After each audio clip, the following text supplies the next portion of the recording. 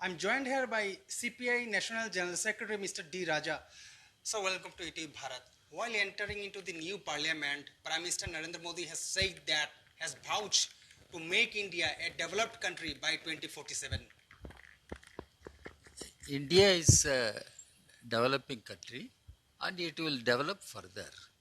Whoever be the Prime Minister, whatever be the party in power, India as a nation, it has such potential, it will move forward, it will develop, and it will play an important role in shaping the global politics, global economy, and through this process, India will emerge as a nation with economic strength and political strength. You support the statement of Narendra Modi. No, it is not the question of statement of Mr. Modi. Even I can make such a statement. How India can remain as a backward country? India is already a developing country. Among the developing countries, India is definitely a developed country. And the post-independent India, India has moved forward.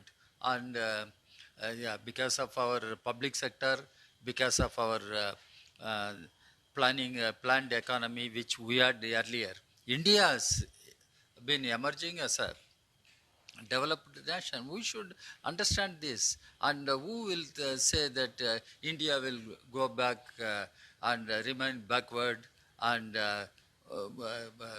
India will not emerge as a developing country? Everyone, I will make such a statement. And that is the wish of every Indian citizen. Our country should move forward and emerge as a powerful nation in the economically, politically, whatever way we want to put it. Do you think that India of late is gaining much more attention and importance in the global platform? I don't think so, because India had its own place in international political arena, and when India was very newly independent country, we played an important role, and the peaceful Panchshil was adopted, and India emerged as one of the powerful nations which voiced for peace and development. Later on, India became part of the non-aligned movement. India became part of Commonwealth nations, and India has been moving, playing its role even in United Nations. India raised several political questions. India has supported Cuba, opposing the American economic embargo. India has supported Palestine yeah, and opposing the Israeli aggression and occupation of Palestinian territory. And India always stood for peace and development. And India never succumbed to imperialist pressures. That is what Mr. Modi should keep in mind. The foreign policy of India is an independent policy based on the consensus at national level. And India should not succumb to any bullying or pressure of imperialist powers. And when India claims it is the voice of global South, how global South can be represented by India? That's what Mr. Modi should understand. As we are moving into the new parliament to make this day historic, reservation bill in the parliament.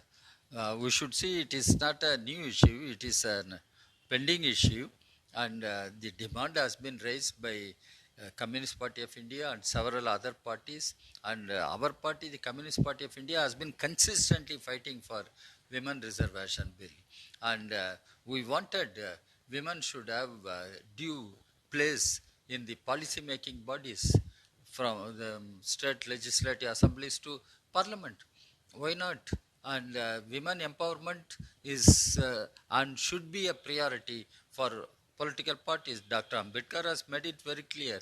If you look at the progress of any community, it should be measured on the basis of the progress, on the basis of empowerment of women in that society community. But today, Congress former President Sonia Gandhi claimed that this was Congress bill. No, whatever may be, it is a Congress bill or BJP bill or private member bill, whatever may be. the demand for women reservation has been raised for several political parties consistently, and that is where I said our party has been fighting for women reservation. Everyone knows the role played by Geeta Mukherjee in Parliament, championing the cause of women reservation. So, what we should see how this women reservation bill is going to be discussed and how it is going to be an act and applying to the whole country. And it is everybody's wish. Our women should have the empowerment in all respects. One last question, sir. Why so the Modi government is bringing this bill in the parliament today? Because of 2024 election? Because since 2014 this party was in power. No, since 2014, BJP is in power. In fact, BJP has such a majority in Lok Sabha. It could have done it uh, long back, because it has such a majority in Lok Sabha. Why BJP has not done it so far? Now they have agreed to do that, but why they did not do in the past, they will have to explain.